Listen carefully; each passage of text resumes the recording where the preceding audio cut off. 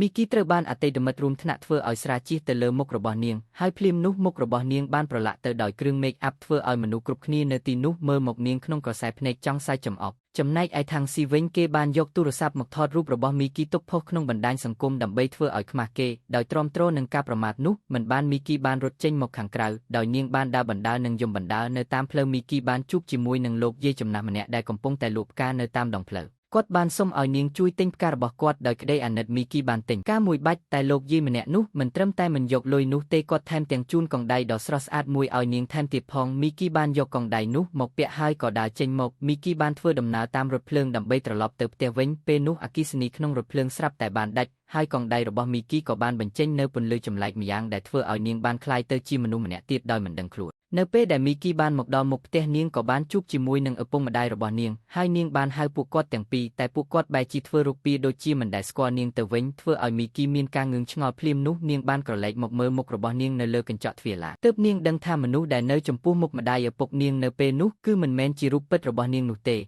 តែនៅពេលដែលនាងបានចូលមកដល់ក្នុងផ្ទះមុខរបស់នាងក៏បានคล้ายទៅជារូបរាងដើមវិញនៅថ្ងៃបន្ទាប់មីគីបានខលទៅសានដែលជាមិត្តជិតស្និទ្ធរបស់នាងដោយប្រាប់នៅរឿងដែលបានកើតឡើងតែសានមើលទៅដូចជាមិនជឿសម្ដីរបស់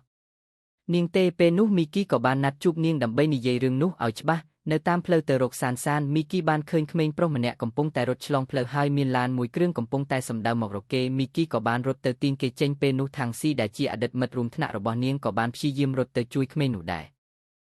បន្ទាប់ពីសង្គ្រោះក្មេងនោះហើយមីគីក៏បានប្រែក្លាយទៅជាស្រីស្អាតដោយកាលមុនដោយមិនដឹងខ្លួនម្ដងទៀតហើយចៃដន្យនៅពេលនោះនាងក៏បានជួបជាមួយທາງស៊ីនៅទីនោះដែរតែលើកនេះគេបែរជាធ្វើឲ្យនាងមានអារម្មណ៍ថាចម្លែកព្រោះທາងស៊ីគេតែងតែនិយាយថាគេមិនចូលចិត្តមុខរបស់មីគីទេតែពេលនេះគេបែរជាសម្លឹងមុខនាងដោយមិនដាក់ភ្នែកទៅវិញហើយថែមទាំងបាននិយាយមករកនាងធ្វើដូចជាមនុស្សមិនដែលស្គាល់គ្នាទៅវិញព្រមទាំងសុំលេខទូរស័ព្ទរបស់នាងទៀតធ្វើឲ្យមីគីមានអារម្មណ៍ថាខឹងតែភ្លាមនោះមីគីបានឃើញមុខរបស់នាងនៅក្នុងកញ្ចក់វ៉ែនតារបស់ທາງស៊ីទើបនាងដឹងថារូបរបស់នាងនៅពេលនេះបានคล้ายទៅជាមនុស្សផ្សេងធ្វើឲ្យនាងមានការភ្ញាក់ផ្អើលជាខ្លាំងដោយមិនចង់និយាយអ្វីជាមួយທາងស៊ីច្រើននាងក៏បានដើរចេញដោយមីគីប្រញាប់ទៅជួបជាមួយមិត្តរបស់នាងដើម្បីដោះស្រាយរឿងចម្លែកនោះមីគីបានដើរមករកសានតែសានគឺមិនអាចនាំនាងបានទេដោយចង់បញ្ជាក់ថានាងពិតជាមីគីពិតមែននាងក៏បានបង្ហាញលេខទូរស័ព្ទព្រមទាំងរូបថតដែលពួកគេធ្លាប់ថតជាមួយគ្នាទើបសាននាងព្រមជឿហើយពួកគេគិតថារឿងចម្លែកនោះកើតឡើងប្រហែលជាបណ្ដាលមកពីកងដៃនោះហើយមីគីបានព្យាយាមដោះវាចេញតែដោះមិនបានរួចនាងក៏បាននាំសានទៅកន្លែងលោកយាយលក់ផ្កាដែលបានឲ្យកងដៃនោះមកនាងដើម្បីសួរពីមូលហេតុតែពេលពួកនាងទៅដល់ទីនោះកន្លែងនោះបែរคล้ายទៅជាកន្លែងលក់សៀវភៅទៅវិញហើយមីគីក៏បានសួរមនុស្សនៅទីនោះអំពីលោកយាយលក់ផ្កាដែរតែពួកគេប្រាប់ថាគ្មានអ្នកណាធ្លាប់ឃើញគាត់នោះទេដោយរកលោកយាយនោះមិនឃើញពួកគេទាំងពីរក៏ត្រឡប់មកផ្ទះវិញហើយព្យាយាមរកវិធីដកកងដៃចេញដោយខ្លួនឯងតែទោះជាពួកគេប្រឹងដកវាយ៉ាងណាក៏គេទាំងពីរនៅតែមិនអាចដកកងដៃនោះបានដែរដោយអស់មធ្យោបាយពួកគេអង្គុយមើលកងដៃនោះទាំងអស់សង្ឃហើយនាងបានយកកម្រាមដៃទៅគោះលេងនៅលើកងដៃនោះធ្វើឲ្យកងដៃបានបញ្ចេញនៅពន្លឺនិងផ្ទាំងបញ្ជាពេលនោះពួកគេទាំងពីរពិតជាភ្ញាក់ផ្អើលខ្លាំងណាស់ហើយមីគីបានសាកល្បងចុងទៅលើប៊ូតុងបិទធ្វើឲ្យនាងបានប្រែក្លាយទៅជារូបរាងដើមវិញបន្ទាប់ពួកគេទាំងពីរក៏បាននាំគ្នាស្វែងយល់បន្ថែមពីមុខងារពិសេសផ្សេងទៀតនៅលើកងដៃនោះដោយពួកគេបានសាកល្បងបដូរសម្លេងនិងបដូររូបរាងផ្សេងទៅតាមការចង់បានរបស់ពួកគេក្រឡេកមកមើលທາງស៊ីឯនេះវិញពួកគេកំពុងតែត្រូវការមនុស្សស្រីដែលមានសម្រស់ស្អាត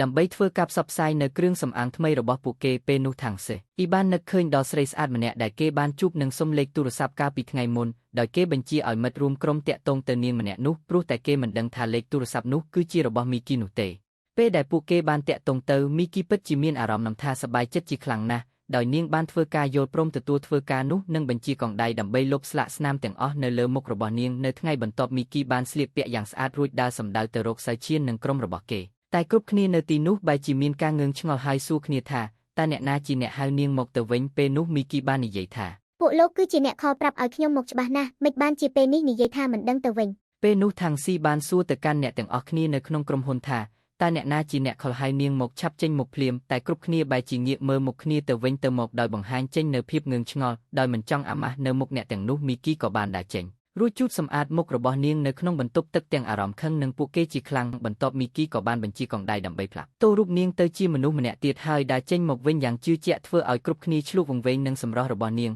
ហើយនាងក៏បានប្រាប់ពួកគេថានាងឈ្មោះທາງស៊ីថានាងមកនេះគ្រាន់តែចង់ប្រាប់ពួកគេដោយដឹងថាមិនចង់ធ្វើការជាមួយពួកគេនោះទេ ការពិតនាងធ្វើបែបនេះគឺគ្រាន់តែចង់បញ្ចេញកំហឹងឲ្យខ្លួនឯងក្នុងរូបរាងជាមីគីប៉ុណ្ណោះនិយាយហើយនាងក៏ដើរចេញធ្វើឲ្យខាងស៊ីនិងមិត្តរបស់គេមិនយល់ពីអ្វីដែលនាងកំពុងតែធ្វើសោះប៉ុន្មានថ្ងៃក្រោយមកខាងស៊ីគេបានមករកមីគីក្នុងគោលបំណងសួរពីអាស័យដ្ឋានរបស់ស៊ីវយាតែមីគីនាងប្រាប់ថាមិនស្គាល់តែខាងស៊ីបានប្រាប់ថានាងមិនបាច់កុហកខ្ញុំទេអ្នកទាំងពីរគឺពាក់កងដៃដូចគ្នាចឹងច្បាស់ជាស្គាល់គ្នាហើយក៏គេបានប្រាប់បន្ថែមទៀតថាគេចង់ឲ្យស៊ីវយាជួយធ្វើជាអ្នកផ្សព្វផ្សាយនៅការបូកថ្មីរបស់ពួកគេដោយគេនឹងឲ្យនាងនៅតម្លៃខ្ពស់បំផុតមួយឬដូចនោះមីគីក៏បានថតទៅសានដោយបន្លំធ្វើជាខលទៅស៊ីវយាដែលជារូបខ្លែងខ្លាយរបស់នាងដាំបីធ្វើការណាត់ជួបឲ្យពួកគេដល់ពេលល្ងាចស៊ីវយាដែលជារូបខ្លែងខ្លាយនោះបានមកជួបជាមួយខាងស៊ីនៅហាងអាហារមួយកន្លែងដោយស៊ីវយាបានកាម៉ង់នៅម្ហូបដែលខាងស៊ីមិនចូលចិត្តកាលពីនៅរៀននិងធ្វើកាយវិការដែលគេស្អប់ព្រមទាំងបញ្ជាកងដៃបង្កើតជាសត្វរុយដើម្បីធ្វើបាបខាងស៊ីថែមទៀតតែដើម្បីឲ្យស៊ីវយាព្រមធ្វើការជាមួយគេខាងស៊ីព្រមទ្រាំចំពោះរឿងគ្រប់យ៉ាងនៅទីនោះហើយដើម្បីធ្វើឲ្យខាងស៊ីកាន់តែស្អប់នាងមីគីក៏បានបញ្ចាស់កងដៃដើម្បីបង្កើតជាមុខអាឡែស៊ីបង្ហាញដល់គេរហូតធ្វើឲ្យខាងស៊ីទ្រាំលែងបានហើយគេក៏រត់ចេញស៊ីវយាបានរត់ទៅតាមគេដើម្បីបញ្ជាក់នៅរឿងនោះឲ្យច្បាស់តែខាងស៊ីគេនិយាយថាទោះស៊ីវយាខ្លាយទៅជាយ៉ាងណាក៏គេនៅតែសុខចិត្តធ្វើការជាមួយនាងដែរឬពាក្យសម្ដីរបស់ខាងស៊ីបែបនោះហើយស៊ីវយាក៏បានយល់ព្រមថតផ្សព្វផ្សាយពាណិជ្ជកម្មឲ្យគេបន្ទាប់ពីធ្វើការបានមួយរយៈខាងស៊ីក៏មានចិត្តស្រឡាញ់ស៊ីវយាដែលជារូបរាងខ្លែងខ្លាយរបស់មីគីនោះនៅថ្ងៃមួយក្រុមហ៊ុនបានរៀបចំកម្មវិធីសម្រាប់បុគ្គលិកដោយមីគីនាងក៏បានចូលរួមដែរតែគ្រប់គ្នាហាក់បីដូចជាមិនអើពើជាមួយនឹងនាងនោះទេហើយចំណែកឯខាងវិញគេបានផឹកស្រាស្រវឹងជាខ្លាំងរហូតដល់មិនអាចមកផ្ទះបានពេលនោះមីគីក៏បានលីខាងស៊ីត្រឡប់មកផ្ទះវិញដោយមានការនឿយហត់ខ្លាំងនាងក៏បានដេកនៅទីនោះដែរលុះព្រឹកមីគីបានលួចចេញពីផ្ទះរបស់ខាងស៊ីព្រោះមិនចង់ឲ្យគេដឹងថានាងដេកនៅផ្ទះរបស់គេនោះទេតែពេលនោះខាងស៊ីក៏បានចាប់ទ្វារជាប់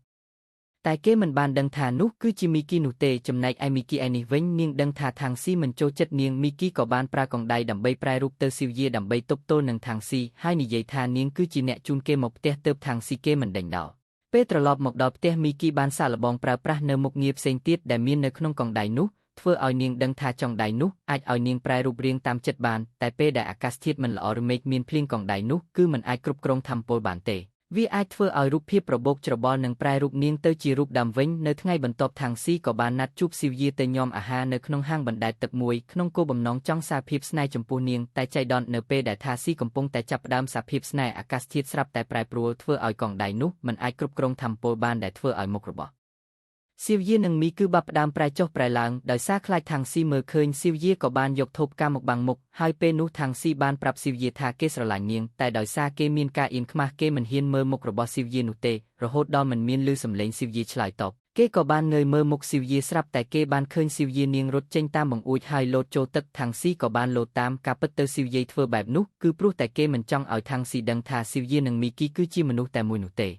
បន្ទាប់ពីហែឡើងគោករួចហើយស៊ីវយាបានយករឿងទាំងអស់នោះមកប្រាប់សានពេលនោះស្រាប់តែពួកគេបានឮសំឡេងកណ្ដឹងនៅខាងក្រៅហើយសានក៏បានចេញទៅមើលទើបដឹងថាខាងស៊ីគេបានមកតាមរកស៊ីវយាដល់ផ្ទះរបស់នាងស៊ីវយាបានឮហើយនាងបានព្យាយាមរត់ពួនតែខាងស៊ីគេបានប្រាប់ថាគេមកនេះគ្រាន់ចង់ដឹងអំពីមូលហេតុថាហេតុអ្វីដែលស៊ីវយាលោតចូលទឹកប៉ុណ្ណោះពេលនោះសានបានរកលេសដោះសារថា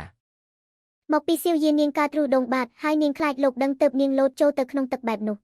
និយាយហើយខាងស៊ីគេនៅតែមិនជឿដោយព្យាយាមចង់ជួបស៊ីវយាដោយផ្ទាល់ចំណែកឯស៊ីវយាឯនេះវិញពេលដឹងថាខាងស៊ីចង់ចូលមកនាងក៏បានរត់គេចតែចៃដន្យឲ្យនាងក៏បានដួលហើយបន្លឺសំឡេងទៅដល់ខាងក្រៅធ្វើឲ្យខាងស៊ីនិងសាននាំគ្នាចូលមកមើលទើបបានឃើញនាងកំពុងតែដួលនៅលើកាំជណ្ដើរក្នុងសភាពគួរឲ្យអស់សំណើចបន្ទាប់មកខាងស៊ីក៏បាននាំស៊ីវយាមន្ទីរពេទ្យតែនៅពេលដែលខាងស៊ីចេញមកខាងក្រៅអាកាសធាតុក៏ចាប់ផ្ដើមប្រែប្រួលម្ដងទៀតកងដៃក៏បានផ្ដល់សញ្ញាថាបាត់បង់ថាមពលដោយមិនចង់ឲ្យខាងស៊ីចាប់នាងបាននៅពេលនាងប្រែរូបរាងទៅជាមីគីស៊ីវយាក៏បានរកវិធីដោយយកក្រណាត់មករុំក្បាលនិងមុខរបស់នាងទាំងមូលដោយមិនឲ្យខាងស៊ីមើលនាងស្គាល់ឡើយតែនៅពេលដែលមីគីនាងដើរចេញមកក្រៅនាងបានជួបជាមួយខាងស៊ីនៅមុខបន្ទប់តែគេមិនអាចមើលមីគីស្គាល់នោះទេដោយការសង្ស័យខាងស៊ីក៏បានទាញក្រណាត់រុំក្បាលរបស់នាងចេញធ្វើឲ្យមីគីវិលជាច្រើនជុំទីបំផុតខាងស៊ីក៏បានឃើញមុខរបស់មីគីដែរ